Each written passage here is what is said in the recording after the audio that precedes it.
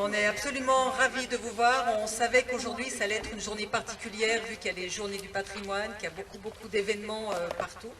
Mais merci d'être là. Pour nous, c'était extrêmement important d'être là, malgré tout, pour redémarrer ce mois de septembre, pour dire qu'on est toujours là. Petit détail, tout à l'heure quand on va défiler, vous pouvez vous prendre chacun, ceux qui veulent, prendre un panneau qui est là. Et par ailleurs, ceux qui veulent prendre parole, de se rapprocher de nous. Voilà. Avec Hélène, nous allons vous lire un texte. Non à Tropicalia porte une lutte qui rassemble plus de 40 associations regroupées au sein d'un collectif.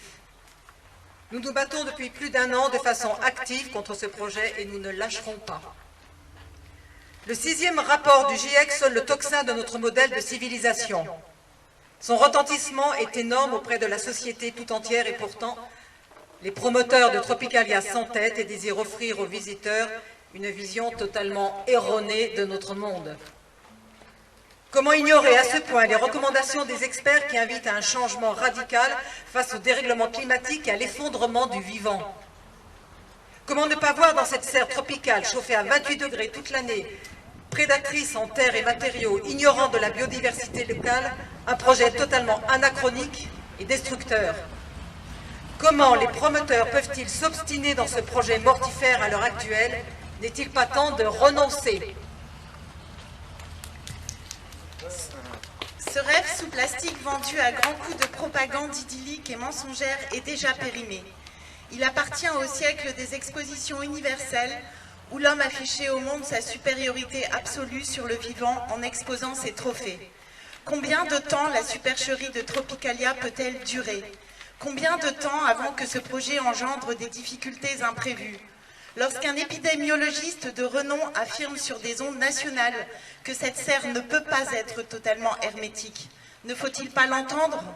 La crise sanitaire que nous traversons est riche d'enseignements et notamment celui-ci, ne pas déséquilibrer les habitats naturels car nous ne maîtrisons en rien les conséquences.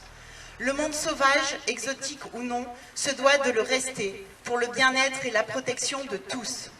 Aux élus qui soutiennent ce projet, et nous ne doutons pas de leur engagement pour ce territoire, nous posons une question. À l'aune des changements climatiques qui se profilent, leur mandat ne les oblige-t-il pas à reconsidérer leur contribution financière? Pour Tropicalia, la mobilisation de fonds publics proposée est de 12 400 000 €. Est-ce sérieux et responsable? Nous, citoyens, collectifs et associations engagés dans la cause du vivant, nous nous sentons concernés par ces turbulences climatiques. Préserver l'habitabilité de notre territoire, protéger sa biodiversité exige de la lucidité, de la vigilance et du collectif. La lucidité et la vigilance, nous les avons. La lucidité et la vigilance, nous les aurons. Car l'horloge du GIEC invite chacun de nous à un changement de mode de vie. Tropicalia, coûteuse en fonds publics, peu respectueuse de la cause animale et de l'intégrité du territoire, frise l'indécence face au rapport du GIEC. Nous serons là encore demain pour dénoncer l'incongruité, l'inutilité et la toxicité de ce projet. Avant même de naître, Tropicalia est obsolète.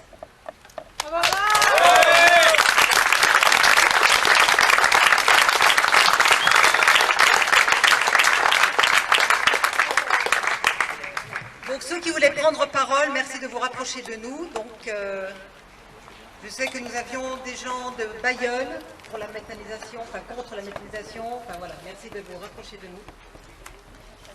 Pur-Salmon, allons-y, pour Pur-Salmon. Bien, merci.